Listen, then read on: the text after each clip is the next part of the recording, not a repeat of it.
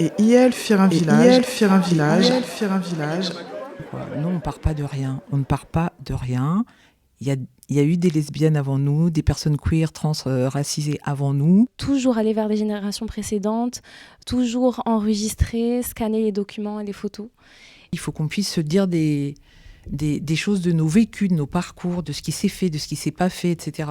Transmission, c'est pas juste des générations antérieures vers les générations plus jeunes, c'est aussi un mouvement de recherche des personnes plus jeunes, des militants, militantes jeunes, vers les militants plus anciens, anciennes.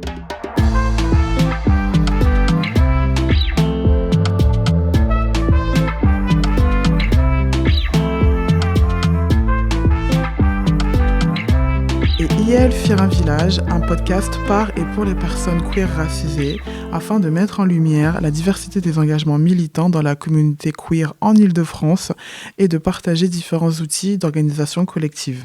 C'est un podcast en 4 épisodes qui avec pour thème la création d'un collectif, la Pride radicale, les archives et les formes alternatives de militantisme.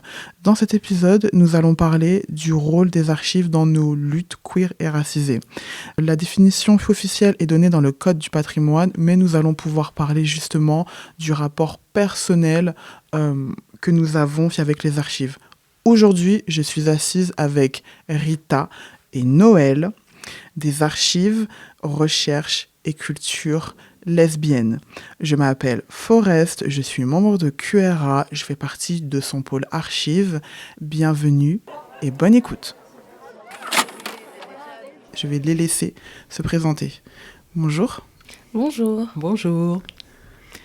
Alors, je m'appelle Noël, j'ai 66 ans et j'ai, dans les années 80-90, été membre de l'association Mythylène Karaté, qui était une association créée et gérée par et pour des lesbiennes. Ensuite, j'ai eu un gros creux, c'est-à-dire plusieurs décennies où je n'ai plus été dans les assos lesbiennes. Et là, c'est un retour aux archives recherche et culture lesbienne, à l'occasion d'un don. Et en fait, je reviens dans une asso. Voilà. Moi, c'est Rita. J'ai rejoint les archives recherche culture lesbienne en 2024. Voilà, donc ça fait 2 ans. Et vu que Noël a dit son âge, je vais dire le mien, j'ai 28 ans. Voilà. Ok, bienvenue à toutes les deux, merci d'être venues. Et moi, je me présente, je m'appelle Forest et je suis membre de QRA depuis sa fondation. Et je fais partie du pôle archives du collectif. Et dans la vie professionnelle, je travaille au sein d'un service d'archives dans une collectivité territoriale. Alors, on va commencer avec notre première question. Suite à la définition institutionnelle des archives, je voudrais vous demander comment le sujet des archives est arrivé dans vos vies et quel est le rapport que vous avez construit avec lui. Est-ce que c'est un rapport personnel ou professionnel ? Alors, donc dans les années 80-90, étant membre de Mythylène, on était aussi très en lien avec les diverses associations de l'époque à Paris, dont les archives. Donc, je faisais aussi partie d'un groupe de plasticiennes dont la responsable était aussi aux archives. Donc, ça faisait une espèce de tissu, de trame comme ça, d'associations entre lesquelles on naviguait. Et donc, c'est là que j'ai appris que il y a des archives recherche et culture lesbienne, c'est trop bien. Et je trouvais que c'était une idée fantastique, mais à cette époque, je n'ai pas fait la démarche d'aller voir ce qu'il y avait dans ce fonds d'archives, en fait. Je savais que ça existait, je trouvais que c'était fantastique, mais sans aller y voir. Et là, je reviens et je suis tellement heureuse de voir que ça continue d'exister après plusieurs décennies et que là, on va fêter un anniversaire. Enfin bref. Donc, ça donne de la force aussi je trouve, pour ma vie. Moi, ça m'a donné de la force de voir que ça existait encore, les archives recherche et culture lesbienne, quoi. Merci. Rita ? De mon côté aussi, c'est complètement personnel, mon rapport aux archives.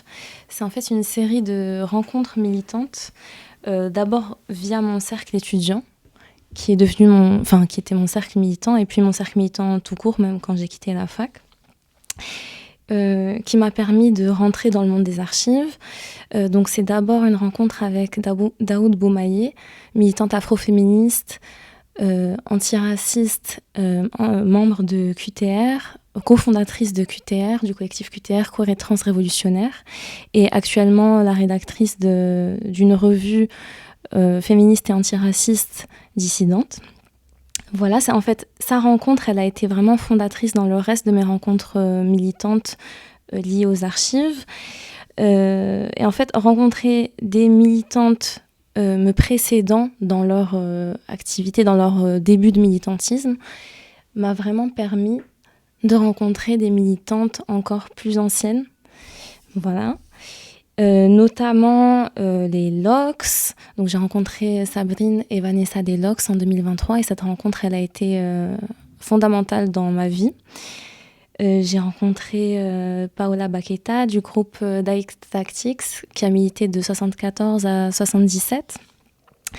J'ai rencontré également Nao Crawford, Franciella du groupe du 6 novembre, qui a été un groupe de lesbiennes racisées, qui a été créé en 99. Et j'ai aussi j'ai eu cette chance-là de rencontrer Lisbeth Elefsen, l'archiviste officielle d'Angela Davis. Et ça a été un moment clé dans ma vie parce que elle a expliqué son rapport aux archives. Donc c'était pas une archiviste de formation initialement, et c'est vraiment son rapport aux documents, au quotidien, le fait elle a dit I was obsessed with memory, donc obsédée par la mémoire, le souvenir. Et je me suis vraiment reconnue dans ça parce que depuis petite, j'ai un rapport avec les dates, la notion du temps, le fait de tout vouloir garder en mémoire, de ne rien oublier. Donc je me suis dit vraiment, ça me passionnait en fait d'entendre ça et pouvoir me reconnaître dans des gens qui avaient 40 ans de plus que moi ou quoi. Voilà, et j'avais vraiment, vraiment envie de rencontrer des vieilles lesbiennes. En fait, c'est ce qui m'a fait rentrer aux ARCL. Voilà. Okay. Parfois, ça les fait rire que je dise ça. Et actuellement, depuis ma rencontre avec les LOX, on parle de leur projet d'archives. Voilà. Ok, merci. Moi, je vais en profiter pour parler aussi de mon rapport aux archives. Alors, c'est à partir de l'année 2023 où, c'est l'année où j'ai été embauchée, justement. Justement, on était allés au même événement sur les archives, et en fait, on était dans la même salle, mais on se connaissait pas trop encore. Et mais en fait, ce qui est drôle, c'est qu'on s'est rendu compte qu'on s'était croisés à plusieurs événements qui avaient pour sujet les archives. Et en fait, ce que j'aime bien, c'est qu'on se retrouve ici aujourd'hui pour parler des archives encore. Moi, par rapport à moi, les archives, pour moi, c'est le fait de garder, comme tu disais tout à l'heure, une mémoire, parce que en fait, c'est ce qui nous permet de faire lien, et c'est ce qui nous permet de garder une trace de ceux qui nous ont précédés, surtout quand ils ne sont plus là. Et ça, à titre personnel, en fait, je fais mon arbre généalogique, ce qui fait que j'ai fait beaucoup de recherches. J'ai pu remonter aux années 1840, pour trouver les actes d'affranchissement de mes aïeux. J'ai pu remonter sur beaucoup de choses, en fait. Et j'avais commencé ce chemin-là en 2019, je crois. Et c'est un chemin que je continue toujours de faire. Et les archives ont pris de plus en plus d'importance dans ma vie. Et c'est là où je me suis dit, en fait, je pense que c'est mon chemin de vie que de travailler dans ce domaine-là, de faire en sorte que les archives soient bien décrites, bien référencées, qu'on sache là où elles sont, pour que toute personne qui souhaite y accéder puisse y accéder.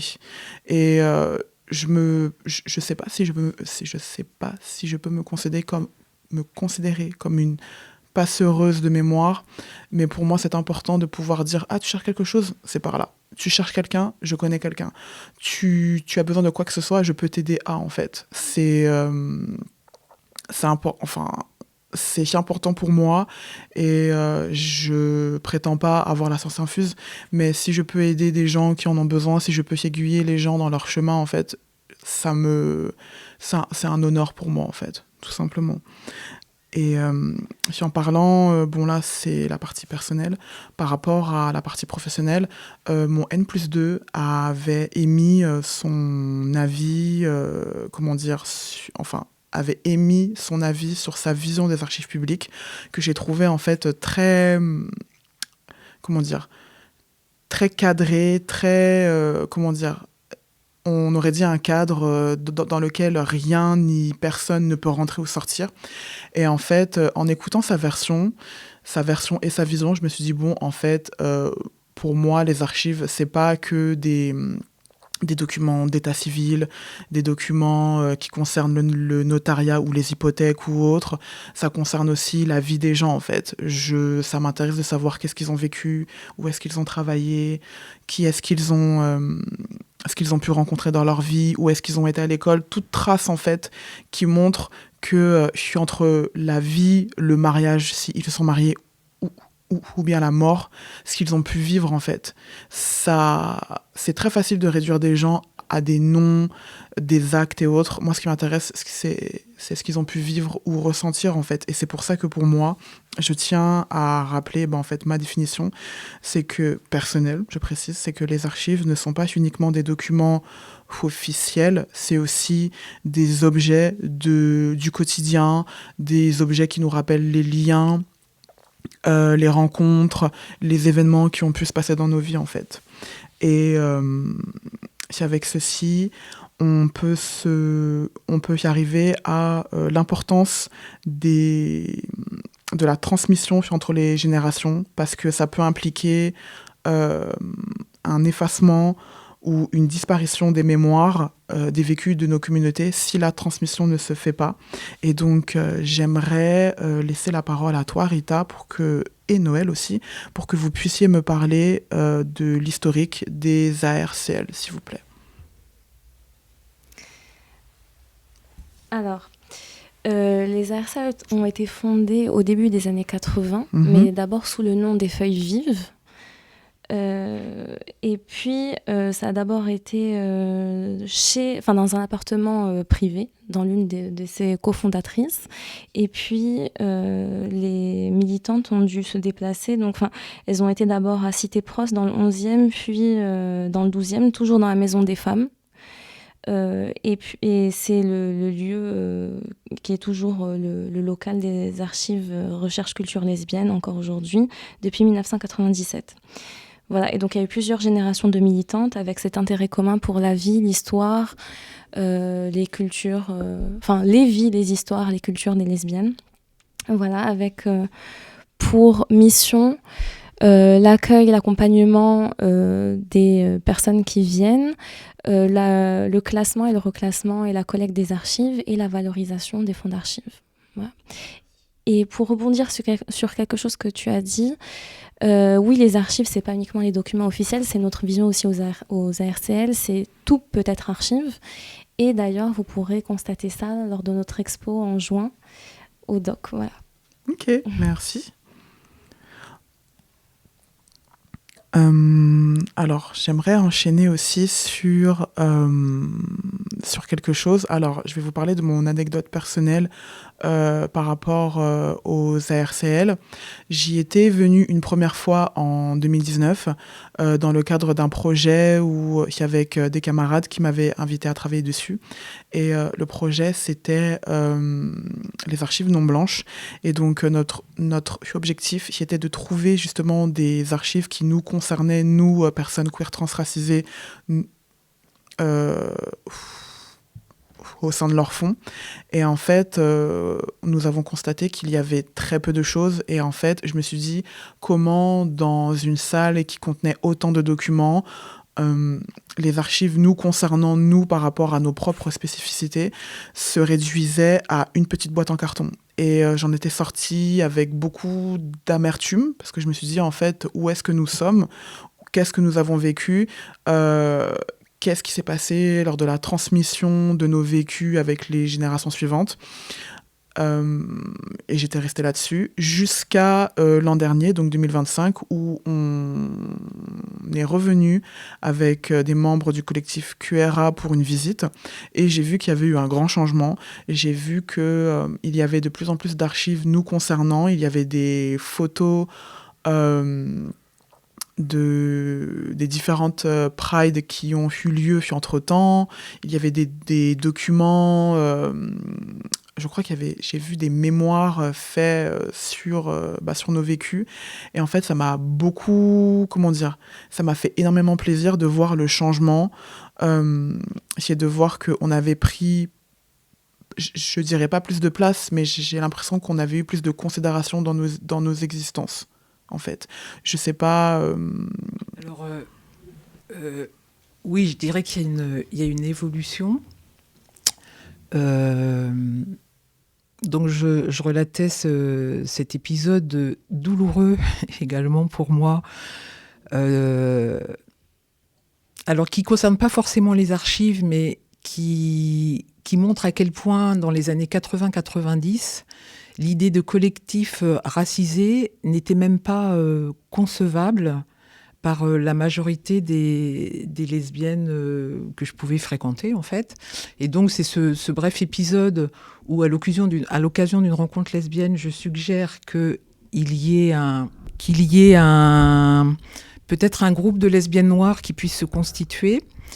Et où là, donc on est début des années 90, et où là, le retour que j'en ai, c'est en gros, non, c'est hors de question. On a d'autres priorités. Donc c'est très, c'est très déceptif pour moi sur le coup. Je le sens vraiment d'une manière très violente. Et ça vient un peu me dissuader de poursuivre dans cette démarche-là. Bon. Là, quand je vois la situation actuelle, je trouve quand même qu'il y a une avancée, il y a une évolution. On parle de plus en plus de personnes racisées, on parle aussi de plus en plus de personnes queer, trans racisées, et il y a des collectifs de constituer concrètement, réellement. Moi, j'étais restée à l'épisode « J'aimerais bien constituer un collectif ». Là, les collectifs, ils existent désormais. Alors, on va souhaiter longue vie à ces collectifs, évidemment. Mais voilà, pour moi, l'évolution est... Et je pense que tu décris dans les archives où tu as trouvé plus de choses en 2025. Hein. Mm-hmm. Bon, c'est peut-être un fil qui se tire comme ça, lentement. Et des prises de conscience aussi qui se font, y compris chez les lesbiennes non racisées, quoi, qui commencent à se dire, il faut qu'on se bouge, quoi, aussi, nous, de notre côté. Je veux pas être trop optimiste, mais c'est peut-être ça qui explique le changement que tu as pu constater. Mmh. Et puis je pense aussi que vu qu'on a eu le temps de naître, en fait, on a fait bouger les lignes entre-temps. Rita, tu voudrais ajouter quelque chose ou pas ? Alors, je ne sais pas exactement les mouvements qui ont eu lieu entre 2019 et 2025 concernant les archives, entre 2019 et 2024, avant mon arrivée. Mais oui, on a quelques archives des LOX notamment, que je n'ai pas présentées. Donc, c'est les Lesbian of Color, qui sont nées en 2009. Et des archives aussi du groupe du 6 novembre. Je pense qu'on a aussi des archives qui concernent des lesbiennes racisées, mais qui ne sont pas, qui font partie de collectifs qui ne sont pas expressément lesbiens. Mais c'est des archives qui sont minoritaires encore aujourd'hui dans les ARCL, ça c'est indéniable. Il y a aussi, en dehors des boîtes qui peuvent être repérées directement liées aux lesbiennes racisées et aux personnes queer racisées, on a en fait plein d'archives différentes qui sont un peu disséminées dans les différents fonds, des banderoles, des affiches, des t-shirts, etc. En plus des feuilles vives. Mais donc, en fait, tout ça, ça prend du temps. Vraiment, les recherches prennent du temps. Et il faut aussi prendre le temps d'aller vers les collectifs, de leur expliquer la démarche, de dire qu'on souhaite faire des collectes. On est aussi ouverte à ce que les collectifs viennent nous rencontrer pour nous faire des dons d'archives. Ça, c'est très important pour qu'on puisse garder une mémoire. En fait, il y a énormément de collectifs et c'est difficile de créer des liens avec tout le monde rapidement. Donc voilà, tout ça, ça prend du temps. Ok. Alors, Rita, est-ce que tu pourrais m'en dire plus sur les collaborations entre les ARCL et avec d'autres initiatives d'archives communautaires, si il en existe, s'il te plaît? Oui, alors les ARCL font partie du réseau Big Data depuis quelques temps, je dirais depuis 2024 ou peut-être même un peu avant. Les ARCL ont des liens notamment avec le collectif Archigouin qui fait aussi partie du réseau Big Data. Et sinon, depuis octobre 2025, on a noué des liens avec vous, QRA, dont on est très contente. Et ce lien, il a d'ailleurs été permis par des liens interpersonnels. Donc, parce que je connaissais les LOCS, j'ai assisté à la table ronde qui a eu lieu le 15 juin 2025, où j'ai pu vous rencontrer plus précisément, même si je vous avais déjà vu, j'avais déjà été auprès de Radical. Voilà. Et le lien entre les ARCL et les LOCS est également poursuivi parce que, comme je disais tout à l'heure, je fais partie de leur projet d'archives. Et Noël et moi, on fait également partie des personnes qui accompagnent les étudiantes racisées qui cherchent à avoir des informations sur les lesbiennes racisées. Et Manon en fait partie. Et on a mis en lien Manon avec les LOCS qui a rejoint du coup le projet d'archives et qui a réimpulsé ce projet. Voilà. D'accord. Je voulais vous poser cette question-là. Est-ce que vous rencontrez des difficultés dans vos initiatives respectives? Moi, je dirais que je suis pas assez, je suis pas assez là depuis longtemps aux ARCL pour vraiment donner une réponse sur ce point-là. Des difficultés, c'est-à-dire des difficultés de type est-ce qu'on peut s'exprimer en tant que lesbienne racisée? Est-ce que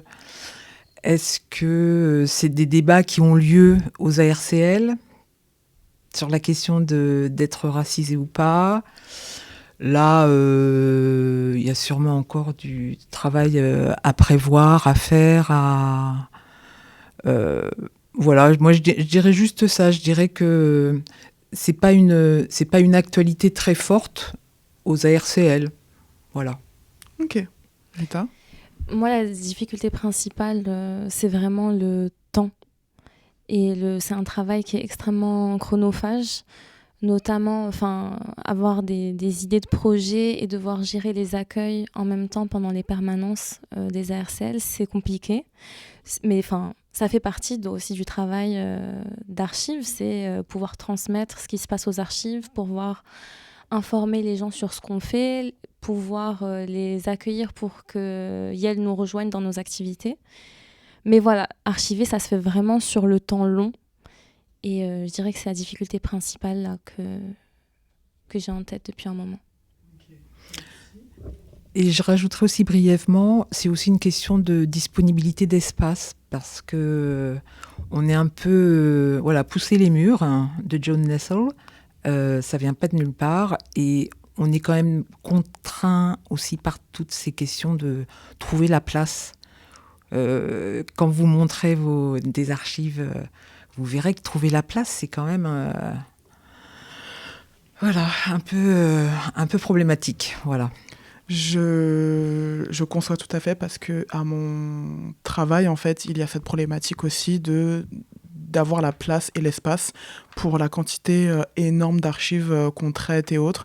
Et nous, c'est vrai qu'on est sur des quantités qui sont beaucoup plus larges parce que archives publiques et institutionnelles, mais ça me fait ça me fait drôle de voir que ce soit des initiatives, on va dire, associatives et des initiatives, et des institutions, que le problème mais reste le même, la place d'avoir l'endroit nécessaire pour conserver nos archives et même de permettre aux gens de pouvoir venir consulter. Ce qui me permet d'enchaîner sur la question suivante. Comment respecter notre radicalité avec l'idée du par et pour nous, avec le grand manque de moyens que ça peut impliquer, parce que les ARCL, en fait, vous ne dépendez pas d'un fonds ou quoi que ce soit, en fait. Alors, on reçoit certaines subventions de la mairie de Paris, mais on ne veut pas en dépendre. Donc, vraiment, on tient à notre autonomie. Et on dépend aussi des dons qu'on peut nous faire, des adhésions. Voilà, c'est important de rappeler les bénévoles sont des adhérentes des ARCL. Et d'ailleurs, on se considère comme des militantes. Voilà. Alors, l'idée que j'avais, l'idée que j'ai suite à cette question, c'est que vraiment, je continue de parler du temps, c'est que le changement, ça prend du temps. Donc, il faut vraiment prendre le temps de rencontrer les gens, de discuter avec eux, prendre le temps de faire des collègues, des demandes de dons, des rencontres intercollectives. Vraiment, vous rencontrer en octobre, ça nous a vraiment donné envie de vous rencontrer encore plusieurs fois, de lancer d'autres rencontres intercollectives. C'est hyper important, en fait, de pouvoir se transmettre nos savoirs, nos expériences, nos intérêts. Voilà. Ben, justement, le fait de se transmettre et de se rencontrer, c'est quelque chose qui est, je pense, va devenir de plus en plus primordial avec le climat politique tendu qui arrive. Je voudrais savoir qu'est-ce que nos aînés ou celles que vous connaissez peuvent nous apprendre pour lutter contre le fascisme. Alors là, immédiatement, je pense à Michel, donc, qui est la plus ancienne membre des ARCL, encore présente, très active aux ARCL. Et c'est un sujet qui revient vraiment souvent, notamment via Michel, qui nous dit qu'il faut absolument documenter le fascisme, absolument documenter tout ce que l'extrême droite produit dans les médias. Voilà, c'est hyper important de pouvoir garder une trace de tout ça. Merci. On va pouvoir enchaîner sur un constat que j'ai fait depuis un certain temps, en fait.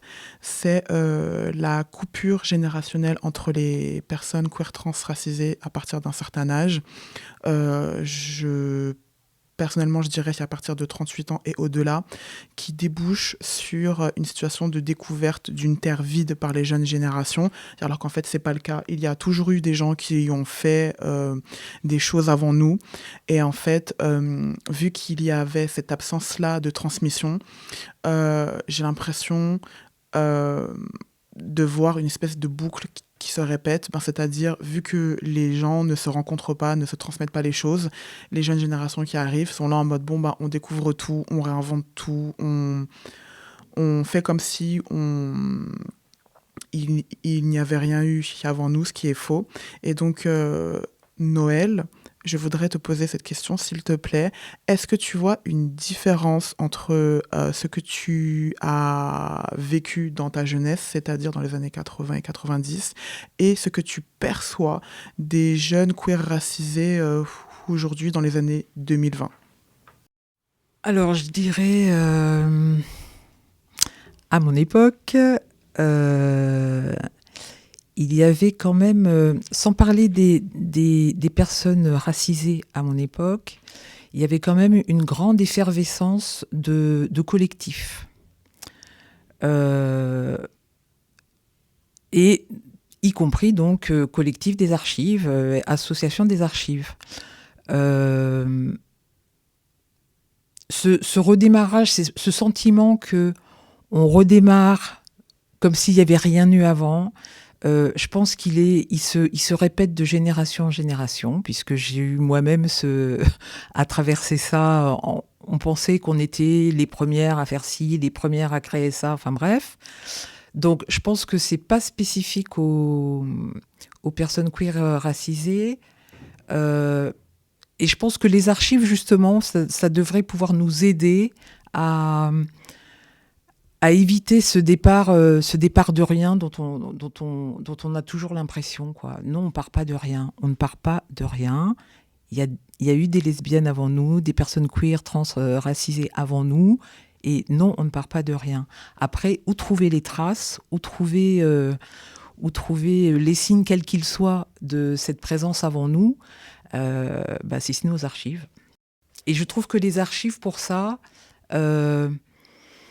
ça nous constitue aussi quand on...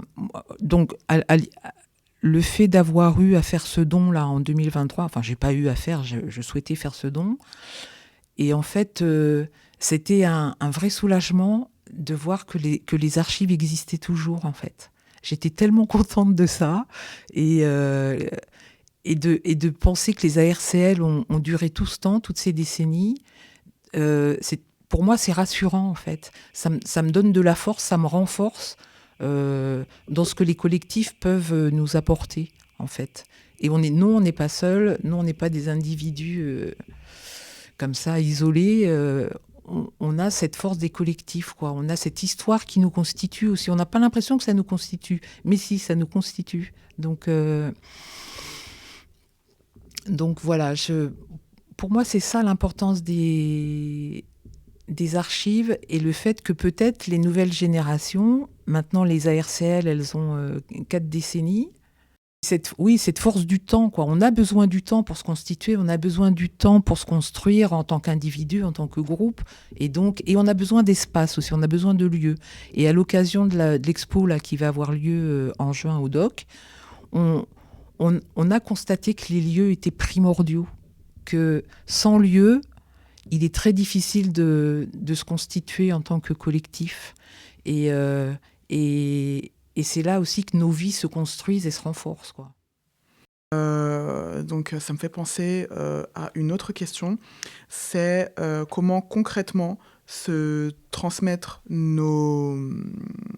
mutuellement nos expériences de vie et faire lien. Et donc comme tu l'as dit, on a besoin de temps mais aussi d'espace. Moi je sais que personnellement on a des exemples avec des cafés-débats qui existent, mais est-ce que vous-même, Noël et Rita, vous avez des idées sur comment est-ce qu'on pourrait faire concrètement? Faire des pique-niques, par exemple. Ok. D'ailleurs, c'est par un pique-nique organisé par mon ami Daoud, que je mentionnais tout à l'heure, que j'ai pu rencontrer Paola Baqueta. Et c'est comme ça que j'ai eu l'info d'une semaine autour des archives en 2023, qui m'a vraiment lancée dans ce sujet, où j'ai pu faire... plein de liens ont été faits. C'était vraiment extrêmement riche et enrichissant. Et donc, je dirais découvrir des collectifs antérieurs à notre activité militante et pouvoir prendre connaissance de leurs actions, leurs productions théoriques, intellectuelles, leur prise de position, etc. Et ça me fait aussi penser au documentaire The Archivettes autour des Lesbian Herstory Archives à New York, qui a été cofondé par John Nessel et Deborah Edel. Et je pense que c'est Maxine Wolf qui, dans le documentaire, dit c'est fou comment aujourd'hui on peut vraiment enregistrer très simplement les gens, mais les jeunes le font beaucoup moins qu'à l'époque, alors qu'à l'époque, dès que quelqu'un entrait dans les Lesbian Herstory Archives, direct on arrivait avec un dictaphone. Et ça me fait aussi penser, parce que cette nuit, je suis allée fouiller dans mes archives en préparation de ce podcast, et j'ai trouvé une phrase de Lisbeth Telfsen, donc l'archiviste officielle d'Angela Davis, qui est hyper intéressante, qui répondait à une question de QRA sur la transmission. Donc peut-être même ta question. Oui, c'est vrai, parce que j'étais présente ce jour-là. Et qui a dit « Go to previous generations, always recording, scanning documents and photographs ». Donc toujours aller vers les générations précédentes, toujours enregistrer, scanner les documents et les photos.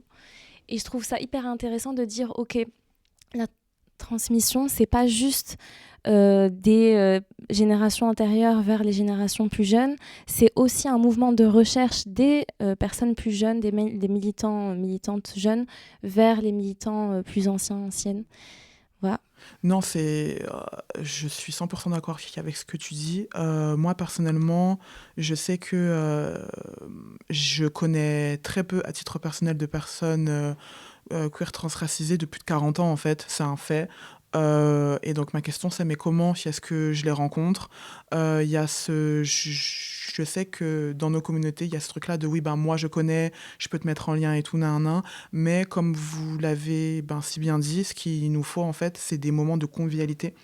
Et donc, tu as cité les pique-niques Rita, ce qui pourrait être super, et c'est une idée que je lance, en fait, à voir si quelqu'un a le courage de le faire ou autre, c'est que ce soit les goûters,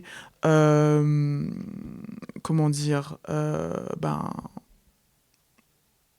soirée, apéro, etc., avec ou sans alcool, je précise, mais vraiment des moments de convivialité où, en fait, on peut se dire, tout le monde peut venir Et puis c'est surtout une espèce de cassure de l'isolement parce que peut-être que des queers de tous âges sont isolés, ne connaissent pas grand monde ou autre.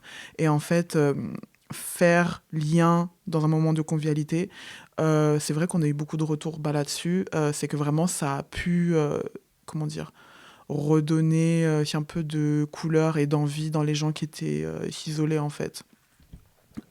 Oui, Rita ? Oui, je rebondis sur ta remarque sur les moments de convivialité. Totalement. D'ailleurs, les LOX, certains événements qui leur permettaient de rencontrer plein de gens, c'était les soirées. Les soirées, on a des affiches d'ailleurs de ça aux ARCL. Et on a notamment le RAL, le Rassemblement d'Action Lesbienne, qui a été il y en a eu plusieurs, mais celui de 2012 a été un très très gros événement qui a permis de rassembler plein de lesbiennes de différents pays. Et en fait, c'est vraiment... Les moments de convivialité, c'est vraiment des moments clés pour prendre le temps de discuter avec les gens sans avoir peur d'être pas forcément dans des cadres universitaires ou de discours un peu plus normés. Voilà. C'est vrai que par rapport au moment de convivialité, nos pique-niques qu'on a organisés d'année en année, enfin année après année avec QRA, en fait, on nous a fait plusieurs retours en nous disant que il y a des belles rencontres qui se sont faites, des couples qui se sont formés, des crushs qui sont nés de nos pique-niques, et même après, des gens qui ont pu construire au-delà de l'interpersonnel des projets ensemble. Et franchement, ça, comment dire, c'est quelque chose qui mérite d'être... quel est le mot que je peux utiliser ? D'être enclenché, ou même continuer d'être fait, c'est de créer des moments de convivialité. Mais il faudrait vraiment, je pense, tendre la main envers les personnes queer plus âgées pour qu'eux aussi viennent et qu'on fasse communauté, pas qu'entre personnes de nos âges et qui est plus jeune, mais vraiment des gens qui ont parfois l'âge de nos parents ou bien des personnes plus âgées de nos familles, en fait. Tout à fait. Oui, Noé. Et je dirais alors, du coup, tu vois, en t'écoutant, je pense que c'est important d'avoir ce souci du transgénérationnel, et qui n'est pas toujours le cas dans les collectifs, parce que parfois, il y a des grandes variations d'âge au sein d'un même collectif, mais sans que ce soit une prise de conscience de l'importance que ça revêt. Et je pense que c'est important d'avoir une démarche proactive par rapport à ça, en fait. De se dire, oui, il faut qu'on rencontre les générations d'avant nous. Il faut qu'on puisse échanger, il faut qu'on puisse se dire des choses de nos vécus, de nos parcours, de ce qui s'est fait, de ce qui s'est pas fait, etc. Et c'est cette question de volontarisme que je trouve intéressante. Voilà. D'accord. Rita ? Je dirais aussi qu'il faut oser poser des questions aux vieilles militantes, notamment. Quand je suis arrivée aux ARCL et que donc il y avait des activités en cours, j'aimais bien rejoindre une personne dans son activité et lui poser juste plein de questions sur... comment elle en était arrivée là, juste découvrir un document ou un livre ou quelque chose et pouvoir poser des questions aux lesbiennes plus vieilles m'entourant. J'ai un souvenir de manifs ou de manifs lesbiennes et où il y avait des lesbiennes assez âgées à cette manif. Et donc, j'ai ce souvenir de voir des lesbiennes âgées dans la manif et d'en être hyper contente.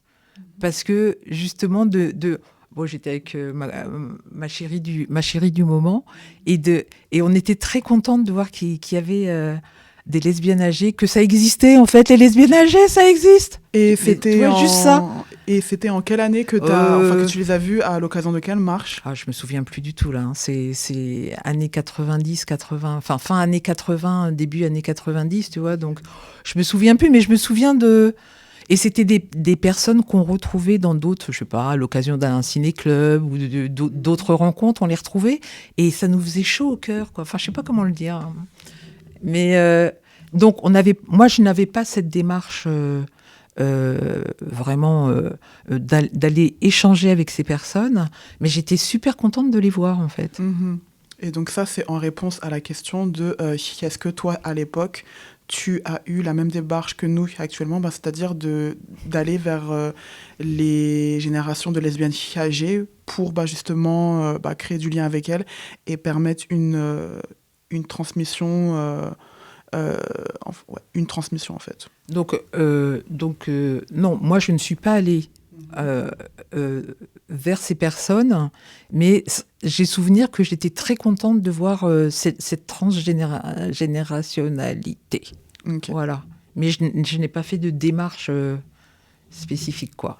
D'accord, merci. Noël et Rita, merci beaucoup d'avoir répondu à notre invitation. Merci beaucoup de vous être assises avec nous et d'avoir permis cet échange et cette rencontre. Et je t'avouerai, Noël, que tu es la première lesbienne de plus de 60 ans que je connais et que vraiment, ça me fait plaisir de voir que, ça me donne envie de, si je vieillis, et je vais vieillir le plus longtemps possible, d'être toujours là, quoi, et d'être... et de permettre et d'être présente à de futures rencontres pour les futures générations, en fait. Donc, merci Rita, merci pour d'être venue, merci d'avoir répondu à notre invitation. Vous voulez ajouter quelque chose ? Moi, je voulais juste dire merci pour cette expérience qui est arrivée de manière un peu inopinée. Et j'apprécie beaucoup la qualité de l'échange et ce que ça va me faire réfléchir, en fait. Merci beaucoup pour l'invitation. C'est un plaisir de continuer ces échanges avec vous, QRA. Et Forest, oui, c'est d'autant plus un plaisir de faire ce podcast-là ce matin en connaissance de tous les événements où on a pu se croiser autour des archives. Donc, c'est trop cool. Merci beaucoup. Merci. Merci beaucoup. Ouais. Non, en fait, c'est... Comment dire ? C'est stressant, mais c'est... C'est intense. Oui, c'est et intense, c'est un autre truc d'être host et de se dire, faut ci, faut ça...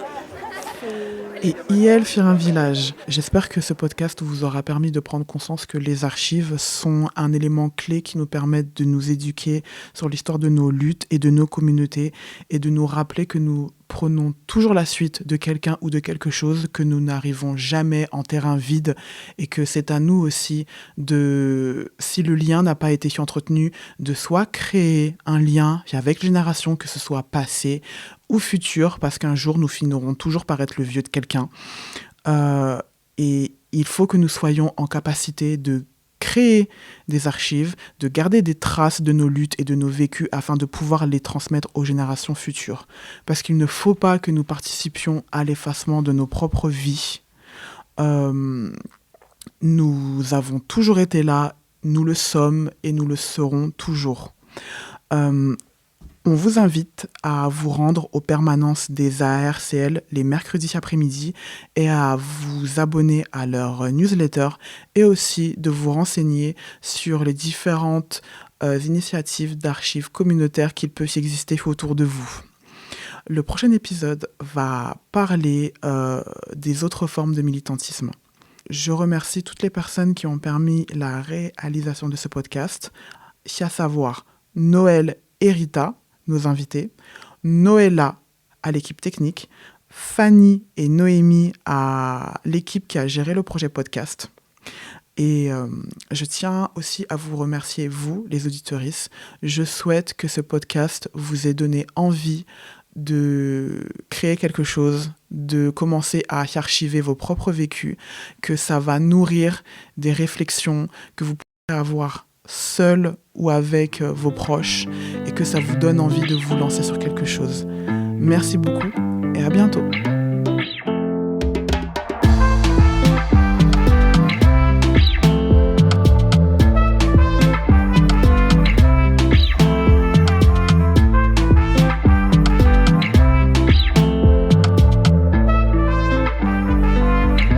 IEL Fuir un village.